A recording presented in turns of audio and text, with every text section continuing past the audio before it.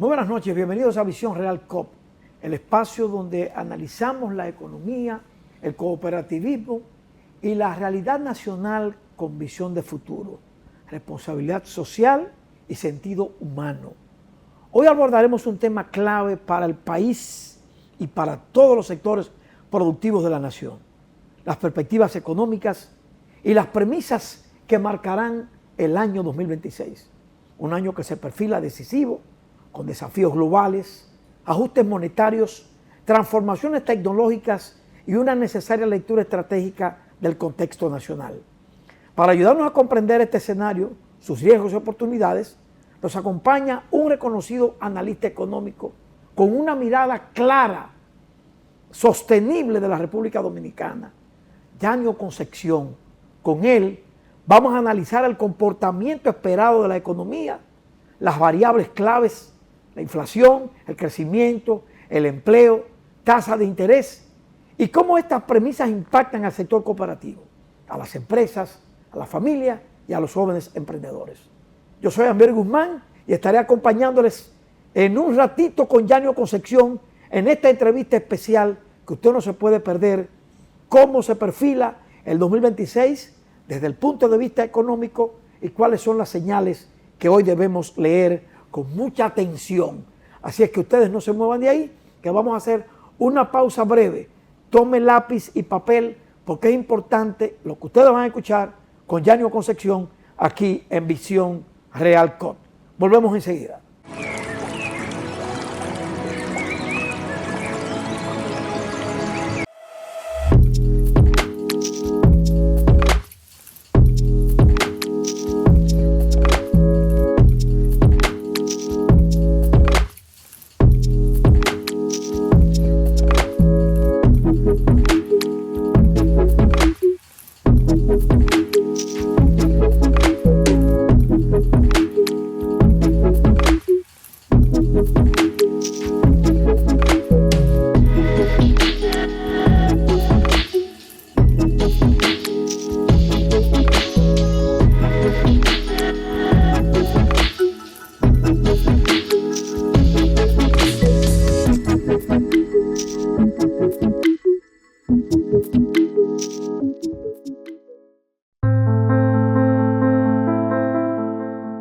Todo comienza con una idea, la idea de que juntos podemos construir un mundo mejor.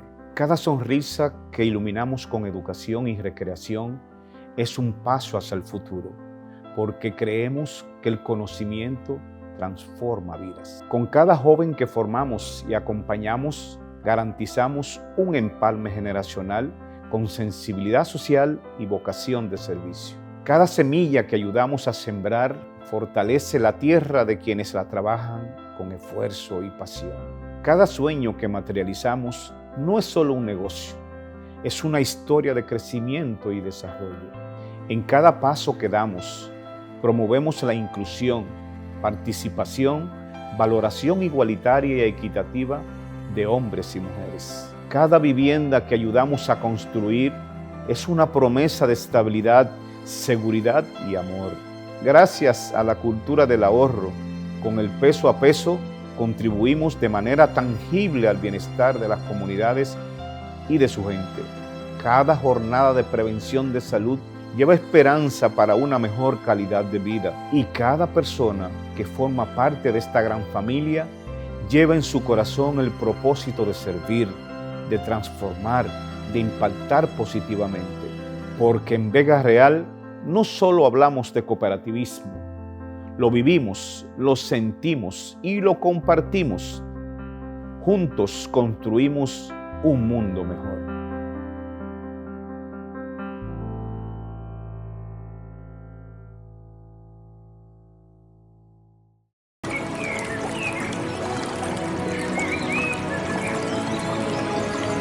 Bien, qué grato es tener la compañía del presidente ejecutivo de la cooperativa Vega Real, Yanio Concepción, quien en este momento nos va a ayudar a comprender el panorama que viene, a identificar cómo un modelo cooperativo sólido se prepara para el futuro. Saludos, Yanio. Qué placer. Buenas noches, Ambiori. Yo creo que es un plato fuerte tenerte aquí hoy. Un momento histórico tú compartir de nuevo contigo este escenario, y yo creo que sí tenemos que orientar, sí tenemos que llevar un análisis real de una situación que vive la República Dominicana, Latinoamérica y el Caribe, y creo que hay que llevar cosas puntuales a la familia dominicana, especialmente a las cooperativistas, a las familias. ¿Qué se espera, Yanio, con el comportamiento de 2026? Bueno, todos sabemos lo que está pasando desde Estados Unidos hacia el mundo con el presidente Donald Trump. Todos sabemos lo que está pasando con China y todo lo que está pasando con Rusia, con la guerra de Ucrania y con presentar armas supersónicas, armas que nunca se habían visto. Y entonces, pero todos sabemos lo que se busca detrás de todo esto, economía. Entonces el crecimiento mundial se mantiene un poco moderado porque estos países están como jugando a una balanza. China, Rusia, Estados Unidos, igualmente Europa está como rezagada. Por eso el crecimiento mundial se mantiene ponderado y con cierto riesgo a la baja, porque eso crea incertidumbre. La inflación global que tenemos se está reduciéndose, aunque de manera desigual. Algunos países ya son afectados por esta guerra geopolítica y geoeconómica. Por eso persiste una presión y una tensión geopolítica que afecta el comercio y sobre todo las inversiones. Nosotros que somos una economía pequeña en crecimiento, los últimos 30 años hemos tenido crecimiento que anda de 2 hasta 5%, pero somos una economía pequeña, pero somos un modelo ya de desarrollo con inversión de capitales. Vienen capitales a invertir, vienen inversiones por turismo, nos falta un desarrollo que es la agricultura, cómo tecnificar la agricultura. Por eso, según las proyecciones del Fondo Monetario Internacional, la economía global crecerá muy lentamente en el año 2026, con variaciones, por supuesto, entre regiones. El caso nuestro, pertenecemos a la región del Caribe o Latinoamérica, y esto tiene una influencia de esa parte geopolítica y geoeconómica de lo que hemos hecho mención, de cómo está Estados Unidos manejando. Ya vimos lo que pasó en Venezuela, lo que puede pasar en Cuba. A propósito, te iba a preguntar sobre Venezuela. ¿En qué repercute esta situación de Venezuela y lo que podría pasar en Cuba? ¿Cómo nos afectaría a nosotros los dominicanos? Sí, nosotros no estamos recibiendo directamente petróleo de ellos, sino de un tercero de ellos, de su petróleo. Y por supuesto... O sea, el petróleo que nosotros recibimos es de ellos, pero no a través de ellos. No a través de ellos, porque hay un bloqueo de Estados Unidos, y entonces ahora ese bloqueo se rompe. Estados Unidos va a asumir prácticamente el petróleo y mucha parte de los recursos naturales. Cuando hablamos de recursos naturales, o de los mineros, oro, diamantes, etcétera. Pero nosotros ahora tendremos alguna facilidad cuando ya el presidente de Estados Unidos y todo su equipo abran la parte diplomática en Venezuela, porque estaba cerrada. Entonces ya podremos tener un flujo tal vez de a la baja a los combustibles por el asunto del petróleo que va a manejar Estados Unidos con una, dos, tres compañías que están negociando, y volver a la parte diplomática. Entonces vamos a abrir de nuevo toda la parte diplomática, y el petróleo, que es una parte importante para nosotros porque no producimos petróleo, puede impactar a bajar un poco la inflación y a usarse más para la economía dominicana, porque ya esas compañías son las que suplen a República Dominicana. O sea, Chevron, Exxon, Texas, suplen a República Dominicana, pero vía tercero. Entonces la economía de nosotros en ese bloqueo, desbloqueando, puede ser un poco beneficiada.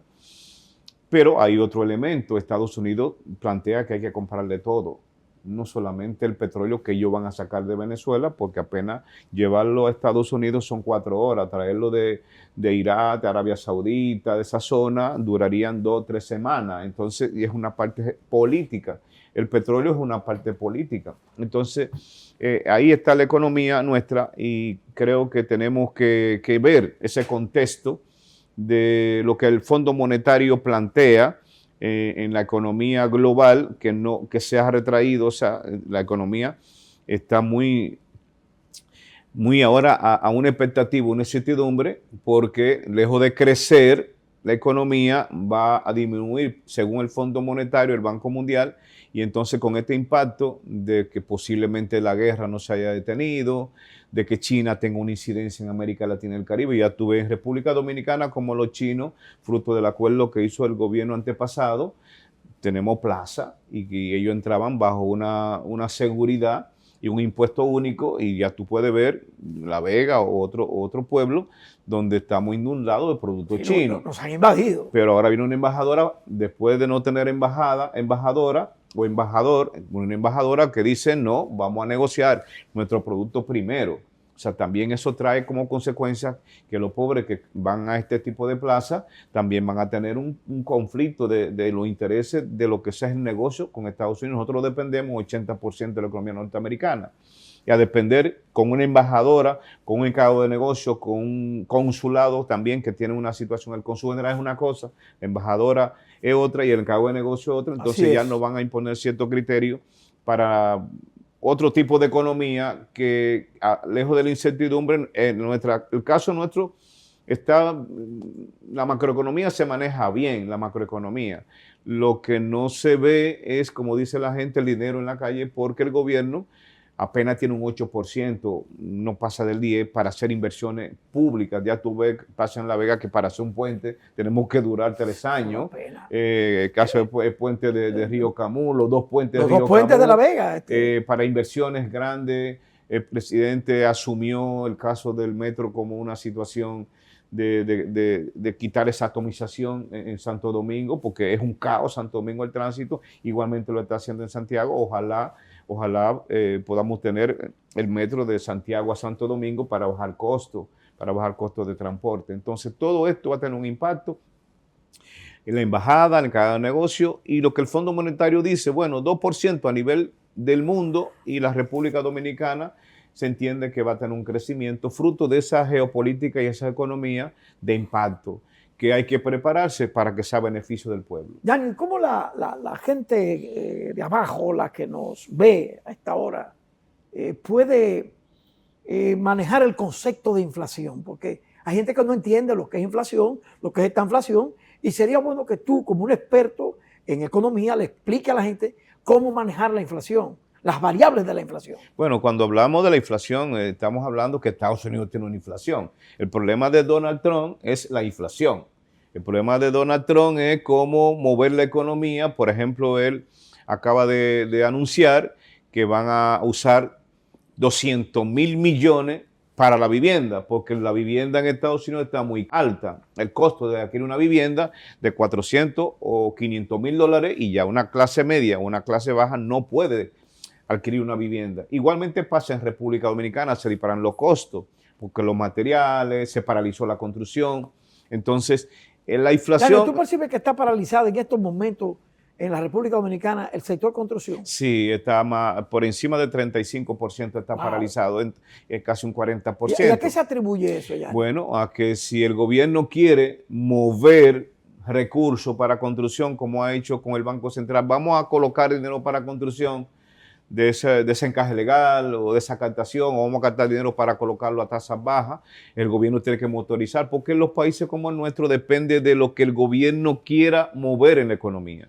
Si el gobierno quiere mover la economía agrícola y tecnificarla, saca recursos para eso. El gobierno quiere mover dinero para construcción en sentido general, no solamente una vivienda, los puentes, todo lo que es construcción carretera, eso mueve la economía. Y eso por consecuencia tendría que bajar el combustible, que se maneja combustible, manejar las varillas, el cemento, las arenas, como un problema que tenemos nosotros con las arenas, es que queremos explotar donde quiera y no se puede sacar, por ejemplo, arena de la presa para facilitar construcciones de carreteras, etcétera.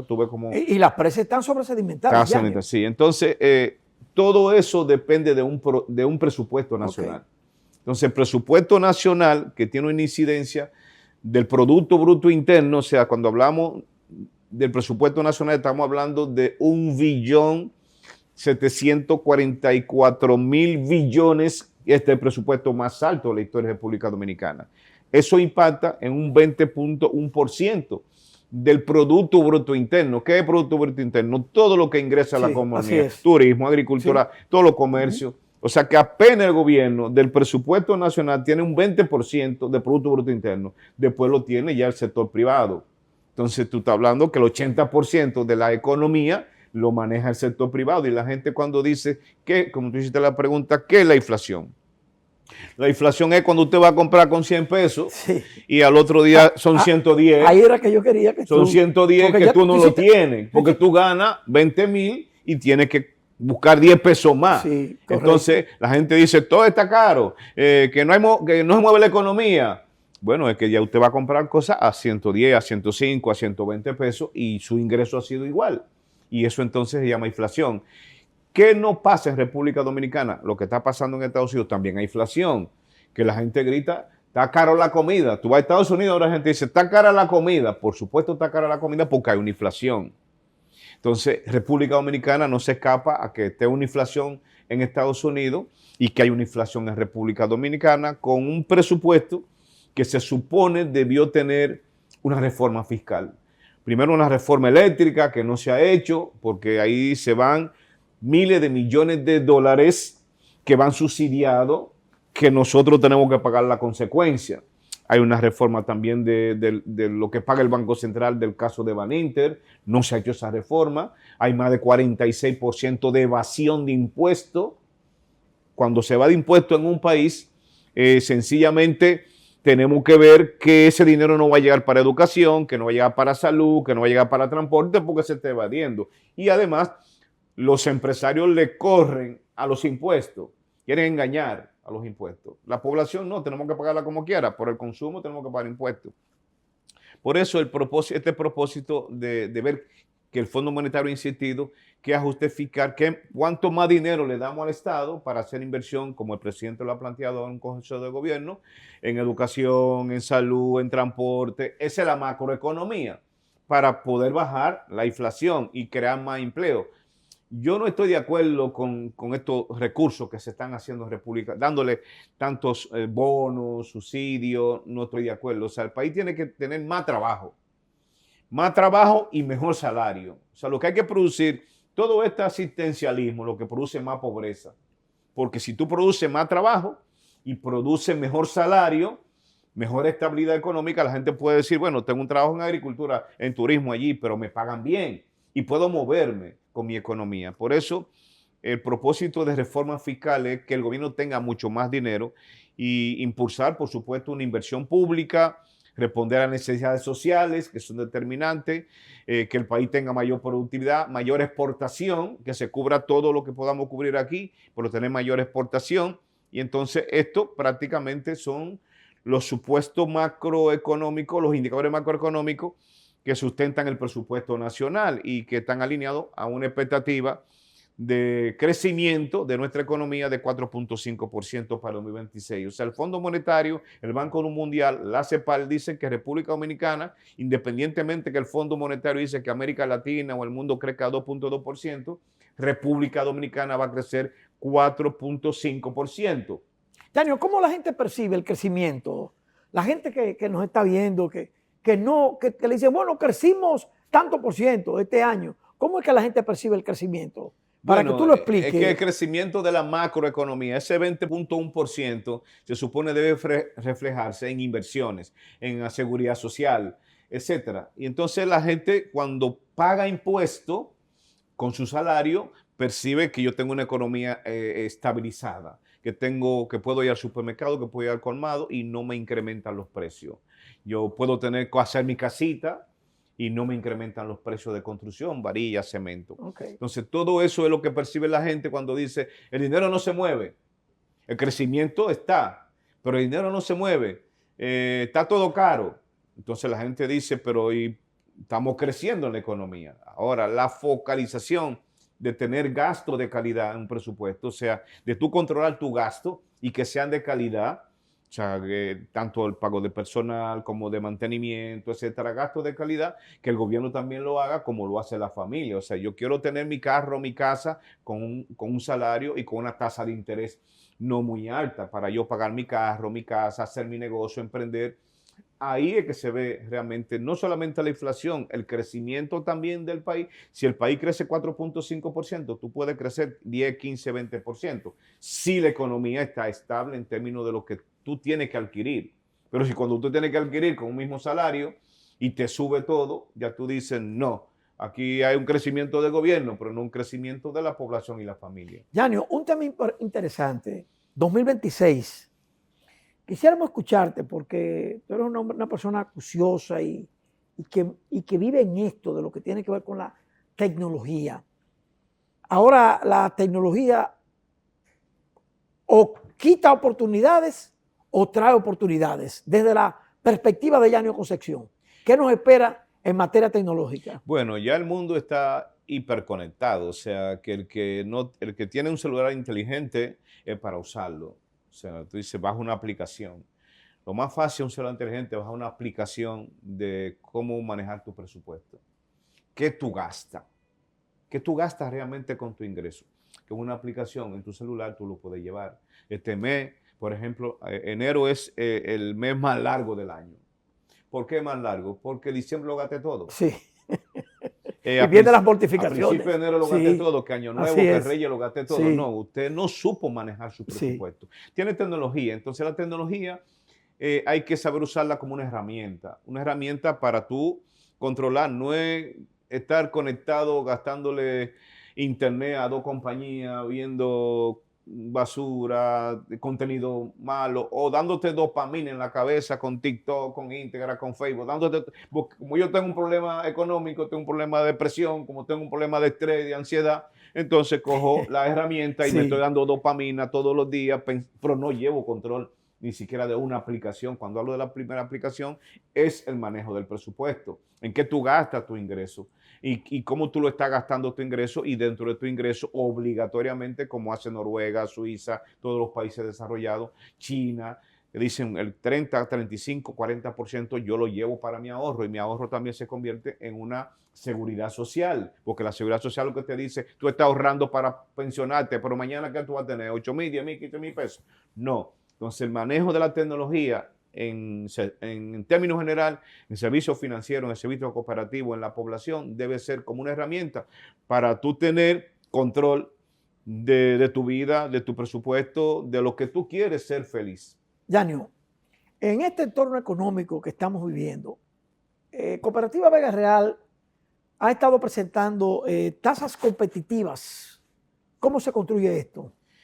Bueno, yo creo que el modelo cooperativo nos permite ofrecer la tasa activa promedio más baja en el sistema financiero nacional. Cuando digo más baja, el sistema del banco, asociaciones.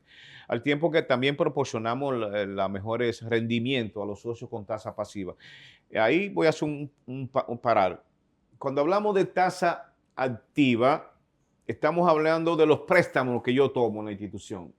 O sea, cuando la cooperativa, lo que yo voy a tomar para un préstamo de consumo comercial, hipotecario, comprar un carro, una vivienda, debe estar muy por debajo del sector financiero, las cooperativas, porque estamos hablando de que los socios tienen aportaciones, tienen certificados o tienen cuenta de ahorro, y entonces la tasa pasiva, que es la que yo le pago a esos certificados, a esas aportaciones, a esos ahorros, también deben ser atractivas. Entonces, esa tasa activa, lo que yo pago por préstamo, más lo que me pagan a mí por tener el dinero para mantener el dinero en la institución, hay una tasa SPRAE, que es ese promedio de lo que pago más lo que me pagan, entonces debe ser más baja que el mercado.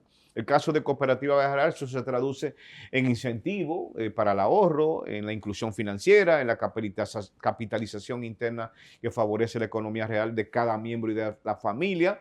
Entonces, esta diferencia demuestra la fortaleza de un enfoque cooperativo, por supuesto, que trae un beneficio al asociado para su sostenibilidad financiera, incluso en un entorno complejo. Hay incertidumbre, los cooperativistas debemos decir, el gobierno creció 4.5, yo crecí 10, 15, 20% en la cooperativa, porque tengo manejo de mi presupuesto, manejo mi finanzas con mi familia, y entonces tengo una planificación. Empezó el año, para un cooperativista, el año 2026, enero no va a ser el más largo, lamentándose, quejándose, no, porque tengo una planificación financiera.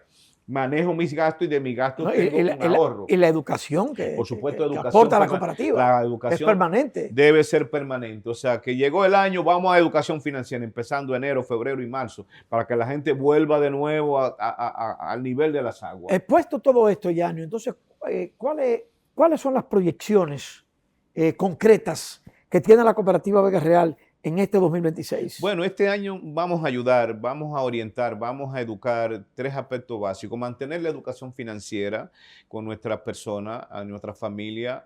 Vamos a tener proyectos de emprendedores responsables, sociales. Vamos a tener un apoyo también a las mujeres agricultoras. Entonces, proyectamos un crecimiento significativo en activos. O sea, el año pasado cerramos en 21.47%.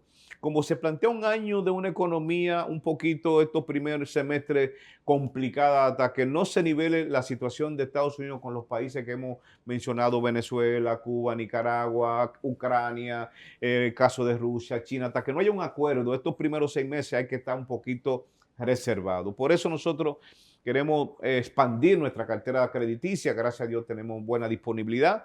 Queremos fortalecer también que los excedentes que se reparten en los asociados, la gente cuando reciba su excedente ahora en abril diga, bueno, gracias a la cooperativa tengo un mayor rendimiento de mis aportaciones.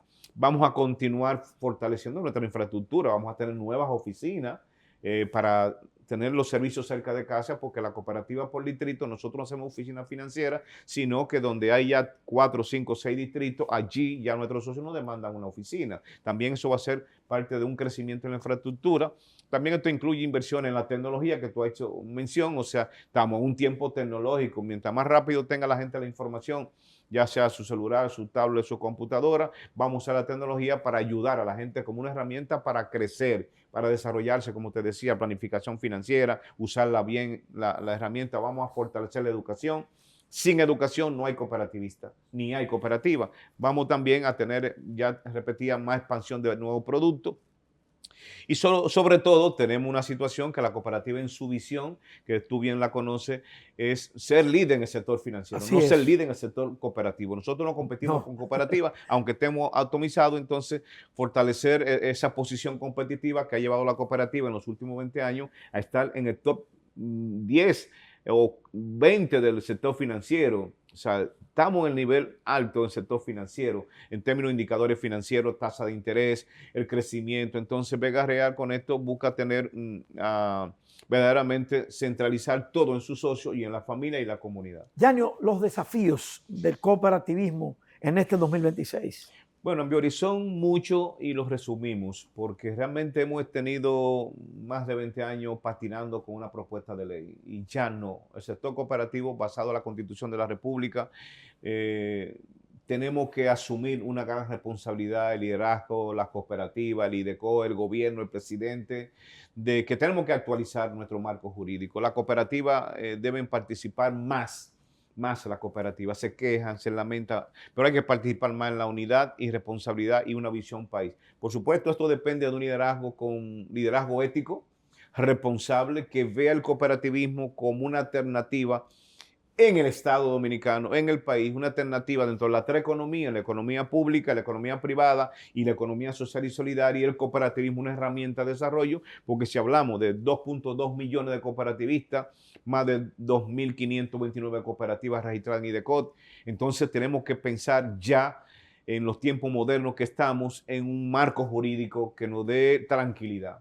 Hay una situación muy delicada porque 2 diputados sometieron en la Cámara de Diputados 2 proyectos de ley que dicen que hay que hacer una superintendencia de cooperativa, pero hay otro proyecto de ley que ha asumido el sector cooperativo que en vez de IDECO debe convertirse en una Dirección General de Cooperativa, una DIGECOT, y entonces el presidente de la República ha recibido ya una propuesta de la Junta Monetaria y del Banco Central para que la cooperativa de ahorro y crédito, que son en este momento representan para el Fondo Monetario, para el Banco Mundial, para el Estado Dominicano un alto riesgo porque no tienen el manejo adecuado en una fiscalización moderna, cumplir la ley 155-17, que es la ley de lavado de activos. O sea, tenemos una complicación de alto riesgo y ese alto riesgo también le puede caer al sector cooperativo y puede entonces perderse la confianza que hemos ganado en los últimos 30 años, pero sobre todo en los últimos 20 años, El cooperativismo ha tenido un gran despegue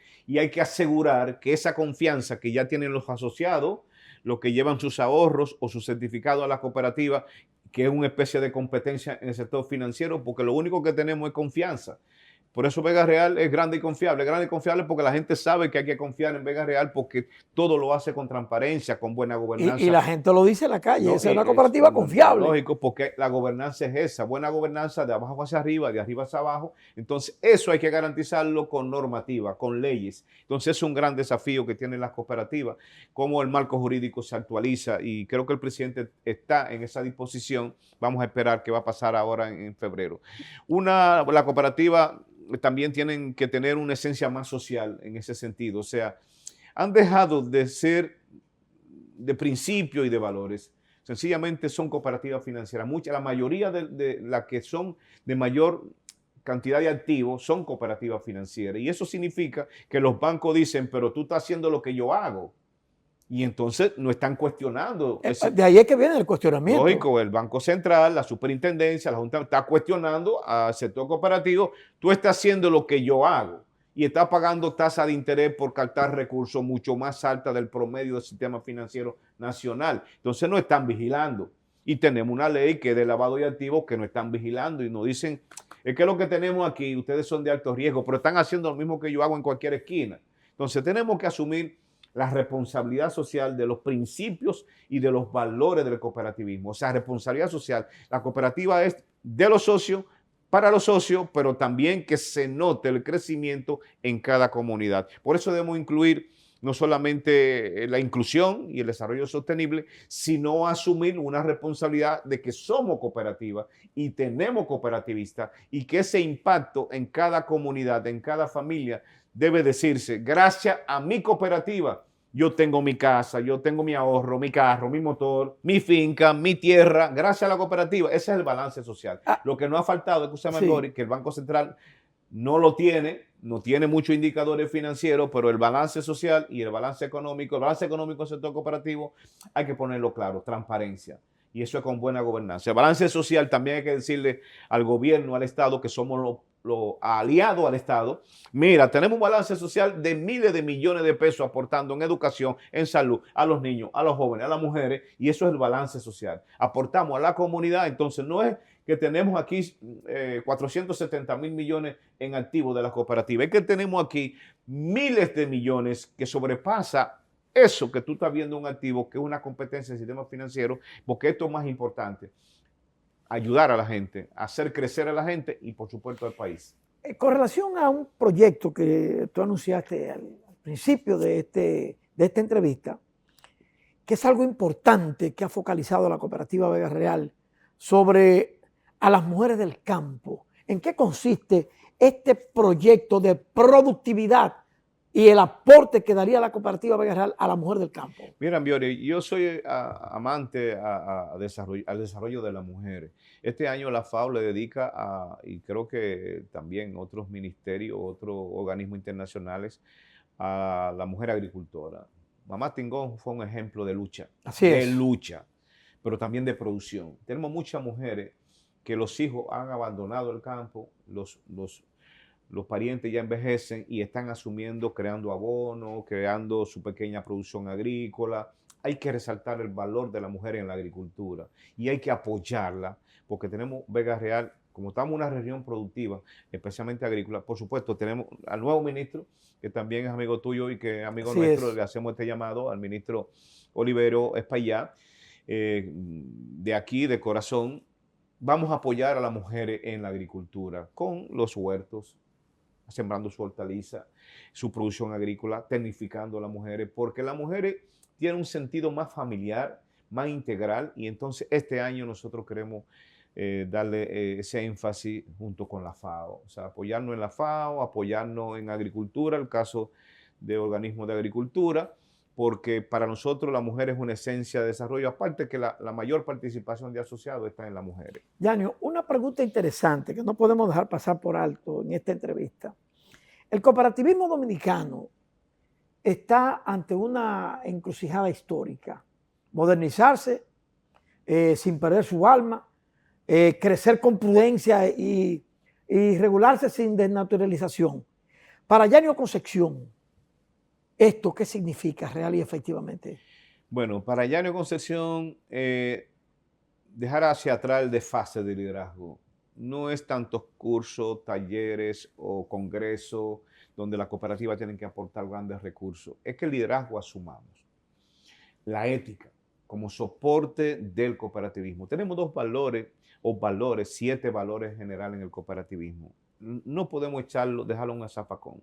El liderazgo tenemos que decir, estos valores, de verdad yo soy cooperativista y estoy aplicando estos valores para tener un liderazgo ético.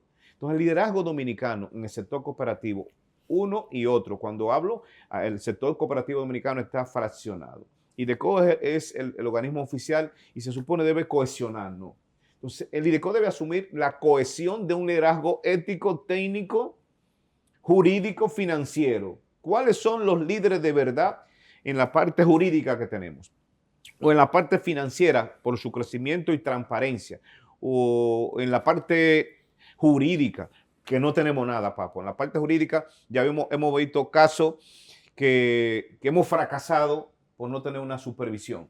Entonces, yo planteo que este año 2026 junto con el presidente Pero entonces esos son de los retos del presidente de la República. Es un reto que el presidente también debe llamarnos. Bueno, ¿cuáles son líderes éticos para decir en la parte jurídica, en la parte financiera, en la parte social, en la parte económica, qué vamos a hacer con el sector cooperativo? Yo tengo esta información. Vamos a relanzar que todos los organismos, todos sin excepción, porque yo te voy a decir una cosa, a nosotros nos fiscaliza IDECO, nos fiscaliza lavado de activos, todo, una fiscalización por todas partes. Pero los organismos cooperativos están generando recursos y deben ser más transparentes.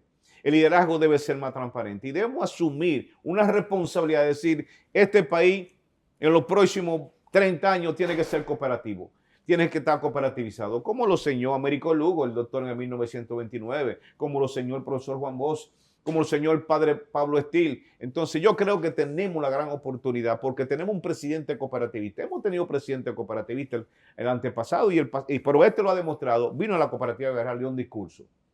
Fue al encuentro de las sesiones mundiales de Asia América. Que se sintió muy satisfecho en la asamblea nuestra. No, dio un discurso magistral. Ahí fue de corazón. Sí, sí. Allá dio un discurso en la celebración del año internacional, un discurso también magistral de corazón. Y entonces, ¿por qué no tomarle la palabra al presidente? No le tomamos la palabra en el cuatrienio pasado. Ya vamos a tomarle la palabra. Antes de febrero tenemos que decirle, presidente, nosotros queremos esto, esto y esto y queremos su ayuda. Yo estoy seguro porque he estado cerca de él, cómo él piensa, cómo él quiere, pero no hemos sido capaces de tener una mesa para dialogar sobre qué queremos de nuestro cooperativismo en los próximos 30 años. Yanio, ¿tú crees que el IDECO debe ya ponerle un stop a la incorporación de más cooperativas en el país? ¿O tú crees que ese abanico tiene que seguir soplando en todo el territorio nacional? Yo creo que las cooperativas de ahorro y crédito y servicios múltiples deben pararse. Porque las de servicios múltiples son de ahorro y crédito. Y que debemos focalizar, ese debate también es uno de los puntos con el señor presidente porque lo he tenido y he debatido ese tema. Te hago la pregunta, Yanio, porque oigo a la gente en la calle, ¿y toda esta cooperativa? En cada esquina una cooperativa de ahorro y crédito. Estamos atomizados. Nos atomizaron porque en los 4 años pasados se dispararon crear cooperativas de ahorro y crédito y servicios múltiples y cada esquina y cada familia tiene una cooperativa. Y eso es muy peligroso a la confianza de lo que debe ser el cooperativismo. Es muy peligroso. Ese es un problema que tenemos que resolver. Pero además, yo invito al liderazgo y al presidente y al ministro de Agricultura que fortalezcamos las cooperativas agrarias, agropecuarias. Hay que ser más sostenible en el sistema alimentario. Muy buena idea, Yanio, genial. Ya eso lo planteamos al señor presidente. Hay que hacer cooperativa de vivienda.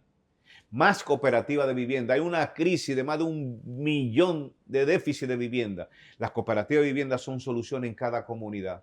Tenemos que hacer más cooperativas de trabajo asociado. Tú, yo, 7, 15 personas nos juntamos, seamos arquitectos, seamos abogados, seamos emprendedores y vamos a hacer más negocios. O sea, vamos a emprender más negocios. Se llaman cooperativas de trabajo asociado.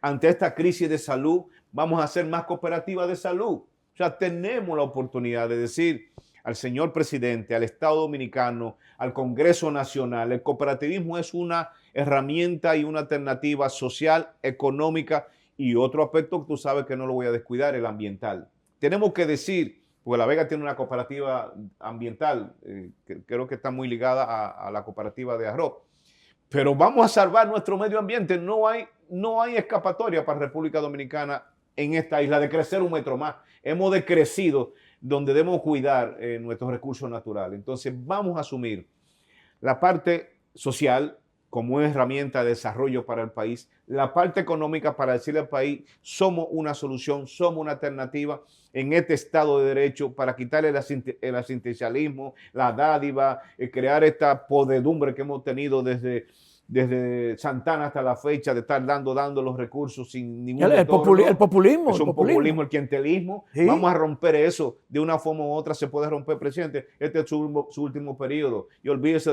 de que si dicen o no dicen.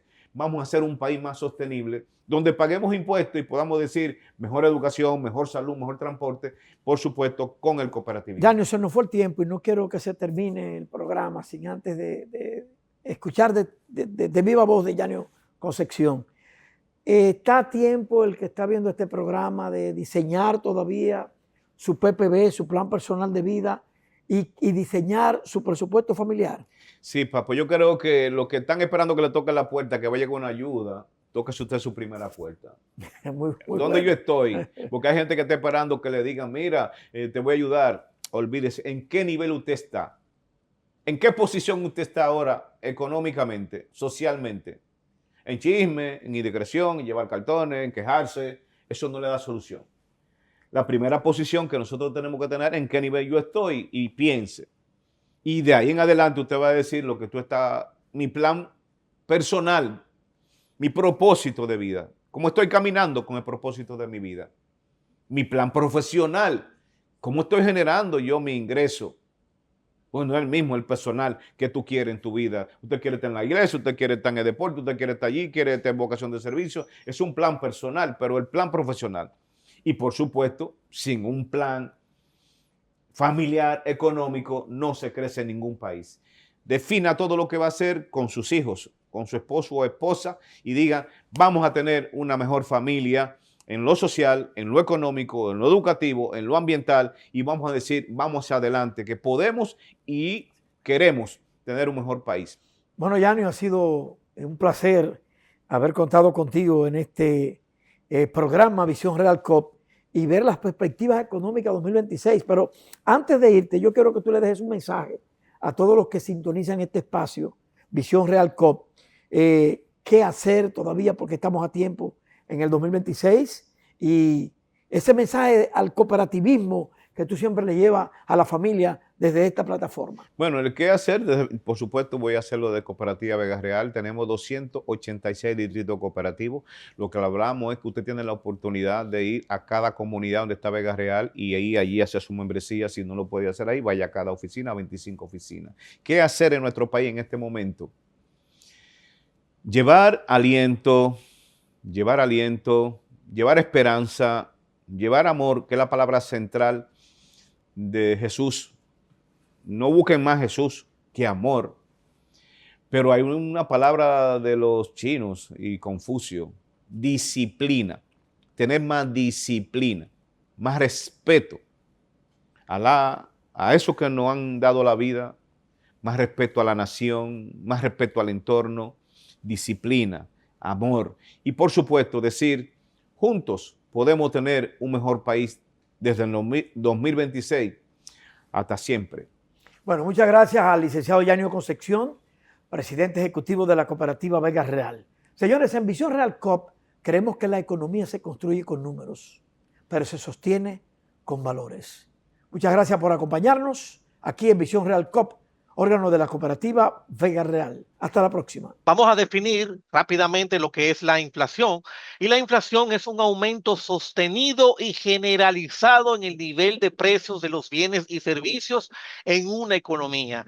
Esto significa que con el tiempo, el dinero puede comprar menos productos debido a que los precios de estos han subido. La inflación puede ser causada por varios motivos. El primero es obviamente un aumento de la demanda. Todo el mundo aquí conoce la ley de oferta y demanda y cuando hay un aumento aumento de la demanda fuerte en el sistema, obviamente esto puede causar inflación. Otro fenómeno que causa inflación es el costo de los insumos, el costo cuando aumenta el costo de producción de los bienes y servicios, y obviamente cuando hay una depreciación, cuando hay una devaluación de la moneda. Eso es las tres causas que pueden obviamente causar fenómenos de inflación en una nación. Entonces, ¿cómo afecta la inflación a las finanzas personales? ¿Cómo nos afecta a nosotros la inflación? Puede ser de tres maneras. Disminución del poder adquisitivo. Uno de los efectos más devastadores que tiene la inflación, obviamente, es que con el mismo dinero usted compra menos. Hay una disminución del poder de compra de la población, que esto se ve cuando usted va a los supermercados, que me recuerdo que siempre se hablaba de las casas del terror, cuando uno iba a los supermercados y se encontraba con los precios más altos que hace un mes, que hace 2 meses. También está el encarecimiento de las deudas y esto hay que tenerlo muy en cuenta porque es un efecto que tiene sobre las personas que tienen financiamiento, que tienen préstamo. ¿Por qué? Porque en tiempos de inflación, para aplacarla, el gobierno toma medidas de política monetaria como subir las tasas de interés. Cuando el gobierno sube las tasas de interés, lo que está buscando es desmotivar el consumo y obviamente lo hace subiendo las tasas de referencia del sistema financiero nacional, lo que hace que los préstamos obviamente se vuelvan más caros y eso obviamente afecta el bolsillo de quienes tienen préstamos. Y otra razón, otra consecuencia de la inflación es la erosión de los ahorros. Los ahorros obviamente se ven consumidos por la inflación por un tema de pérdida del poder adquisitivo. Se pierde obviamente el valor de nuestros ahorros. ¿Quién no ha estado metido en un lío financiero? ¿Por qué? Porque el estrés financiero por deudas daña la salud. El sobreendeudamiento daña la salud. Hay estudios de muchas aseguradoras donde se arroja el resultado que los problemas económicos contribuyen a la aparición de diversos trastornos, aumento de la presión arterial, problemas de sueño, depresión y obviamente la obesidad. Pero en momentos de crisis es donde podemos encontrar oportunidades de mejora. Y obviamente aquí tenemos que tomar la mano de la inteligencia emocional. Es la capacidad que tiene una persona de reconocer sus emociones y la de los demás, generando así resultados positivos. Poseer y desarrollar la inteligencia emocional les va a permitir a todos ustedes obtener un mejor control de sus decisiones. Controlando mis emociones, puedo tomar mejores decisiones. Vamos a poder dominar el autocontrol en nuestra vida, al igual que en nuestras finanzas. Y obviamente aquí viene un concepto que voy hoy a compartir con ustedes, que es el concepto de inteligencia emocional en las finanzas o la inteligencia emocional en la vida financiera de las personas. Eso es conocer tu capacidad financiera para poder llevar a cabo inversiones o pagar tus deudas en un determinado tiempo. Aprender a poner límites, muy importante, y no dejarse llevar por impulsos para así poder lograr sus objetivos y seguir creciendo. Y vamos a hablar un poquito de la cultura financiera, tanta falta que hace en nuestro país. Para eso es que estamos la cooperativa, para inculcar la cultura financiera en nuestra población. Y uno de los principales problemas de nuestro país es la falta de cultura financiera en la mayoría de la población. La mayor parte de los hogares dominicanos no se maneja con una planificación financiera y mucho menos con un presupuesto. ¿Y qué es cultura financiera? Es el conjunto de conocimientos, valores y actitudes, muy importante, porque aquí entra en juego lo que se llama la inteligencia emocional financiera, la actitud, que es el deseo de hacer algo y aplicarlo. Entonces, la cultura financiera es el conjunto de esos conocimientos, de esos valores y de las actitudes que permiten cultivar una gestión sana de los recursos y de los riesgos. Para tener en cuenta que cuando hablamos de recursos, no estamos hablando solamente de dinero, sino también del agua, de la luz, del teléfono, de la alimentación, todo eso. ¿Cuál es nuestro problema con el dinero? El dinero, y esto está hasta en la Biblia escrito, que debe ser el medio que usamos para facilitar nuestro bienestar, no debe ser una fuente de estrés. Entonces, el ingreso queridos compañeros cooperativistas distritales, el ingreso más el crédito tóxico son inadecuados como referencias únicas para tomar decisiones de consumo, de adquisición e inversión. ¿Por qué? Porque todo el ingreso lo convertimos en gasto. Parece que tenemos el músculo del ingreso pegado del músculo del gasto. No hay dinero para enfrentar los riesgos, exactamente hablando de imprevistos, y solo estamos bien cuando hay flujo de efectivo, cuando solamente hay dinero. Ahora, usted me preguntará, Manuel, ¿y cuál sería entonces un mejor referente para tomar decisiones financieras, de inversión, decisiones económicas? Dos, el ahorro, aunque suene a frase cliché, y saber lo que gastamos, que es lo que conocemos como el costo básico recurrente. ¿Y para qué es muy importante tomar otra vez el tema de la inteligencia emocional? Porque esto nos lleva a lo que es la planificación financiera. La planificación financiera obviamente tiene que ver con todos los planes que debemos hacer para mejorar nuestra situación económica. Entonces, esto nos permite una mejor gestión de nuestros riesgos, ser más organizados y mejor preparados para cualquier imprevisto. Miren, la primera recomendación que yo les voy a dar en la noche de hoy, compartir aquí con ustedes muy felizmente, es crear un fondo de emergencia. ¿Qué es un fondo de emergencia? Es un fondo que usted obviamente proviene del ahorro para cubrir el riesgo de liquidez. ¿Y qué es el riesgo de liquidez? El riesgo de liquidez es la probabilidad de que nos quedemos sin dinero si perdemos nuestro trabajo. En las cooperativas y en Vega Real también existen un sinnúmero de productos de ahorro muy interesantes, donde nosotros podemos cubrir nuestro riesgo de liquidez. Si, por ejemplo, yo gano 25,000 pesos y yo quiero cubrirme por 3 meses y me falta el ingreso, 3 por 25 son 75,000 pesos. 75,000 pesos para cubrir 3 meses por si acaso yo pierdo mi trabajo o, por ejemplo, si mi negocio no va bien. Esa debe ser la meta que debe usted establecerse para cubrir su riesgo de liquidez, de 3 a 6 meses por si falta el ingreso. Lo segundo, y el señor Yanio habló de esto, llevar un presupuesto. El presupuesto es un plan de ingresos, gastos y ahorros. El principal objetivo de hacer un presupuesto es lograr un mayor control sobre nuestros gastos y obviamente así podemos eficientizar nuestro ingreso. El primer paso para identificar el ingreso es establecer el presupuesto mensual. Para establecer el presupuesto mensual debemos determinar el monto neto de lo que cobramos. Neto quiere decir que hay que restar los que nos deducen de AFP, seguridad social e impuestos, si es el caso. Si hay otra deducción, también tómela en cuenta. Si es un matrimonio, unificar ambos salarios netos. Ese es el primer paso, identificar el ingreso. Después viene el segundo paso, que es el más importante y donde la gente generalmente falla, es determinar los gastos de la casa. Al determinar tus gastos, debes ser sincero y sobre todo nunca minimizarlos. Identifica e incorpora aquellos gastos que sean de tendencia mensual para equipararlo con los ingresos netos mensuales. El presupuesto de gasto no debe ser estático, sino flexible, ya que a veces nos veremos en situaciones en que debamos agregar un gasto y quitar otro.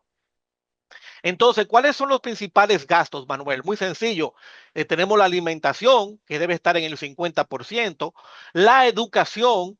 El ahorro no es un gasto, obviamente, pero decía Warren Buffett, el gran inversionista norteamericano, que debemos ahorrar y después gastar y no gastar y ver si después queda dinero para ahorrar. Por eso que debe en su presupuesto haber una partida para el ahorro y que debe estar en una cuenta de ahorro en nuestra cooperativa Vega Real. El transporte, los servicios, agua, luz, teléfono, internet, celular, cable, etcétera.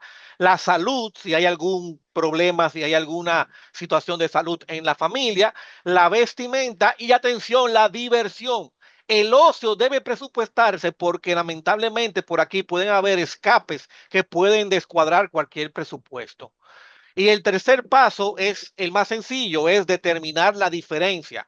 Una vez determinado el total de nuestros gastos, se los restamos del total de los ingresos y usted puede tener tres resultados. Uno, tener un excedente cuando sus ingresos son mayores de sus gastos. Pero lamentablemente en la mayoría de los casos no es así. Tenemos un déficit, que es cuando gastamos más de lo que ingresamos. O podemos tener un excedente muy limitado que de cualquier imprevisto, cualquier precariedad que se presente en la casa, nos convertimos en un déficit. Razones para tener un presupuesto. Miren, la primera razón para tener un presupuesto es conocer a dónde va mi dinero. Esto es muy importante y es lamentable porque muchas familias llegan a fin de mes y no saben en qué gastaron su dinero. El presupuesto te ayuda a ti a identificar a dónde va tu dinero. Segundo, como conoces a dónde va tu dinero, entonces puedes identificar oportunidades de mejora. Tú puedes identificar dónde puedes ajustar tu presupuesto para obviamente eficientizar tu flujo de efectivo. Tercero, como ya has identificado oportunidades de mejora, le puedes sacar jugo a tu dinero. No gastar dinero que no tienes y reducir los gastos hormigas. Les voy a explicar qué son los gastos hormigas, que son son como los pitufos. Los gastos hormigas son como los pitufos, que son obviamente pequeños, pero que cuando tú los juntas se ve mucho. Entonces los gastos hormigas son aquellos gastos que no tenemos, que hacemos fuera del presupuesto, como esa par de cerveza, la empanada, esa pulsera de la cual yo me antojé cuando estaba caminando por la plaza comercial. Entonces hay que tener mucho cuidado porque muchos gastos hormigas se pueden convertir en un gasto considerable si no están presupuestados. Y obviamente, y finalmente, el presupuesto nos ayuda a tener paz financiera, que es lo que todos anhelamos.